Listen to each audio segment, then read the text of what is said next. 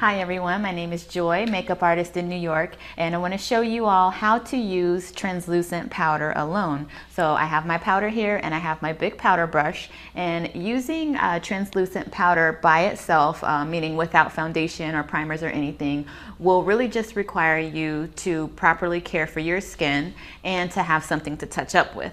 So first of all, you want to, if you're an oily person, then you want to make sure that you have an oil-free lotion that you're using before you're applying your powder, because oily skin does need moisture as well. Just make sure that it's oil-free. And if you are dry, you want to make sure that you apply lotion, facial moisturizing lotion, before you put your powder on. So just to show you here with our model, for someone that's a bit oily, we would just make sure that we're pressing the powder into the T-zone. So forehead, nose, chin, the places that usually get oily.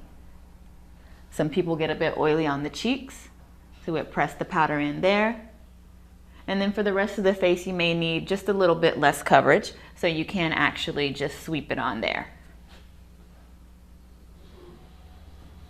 Another thing that would be helpful is to make sure that you're carrying your compact with you so that you can touch up throughout the day.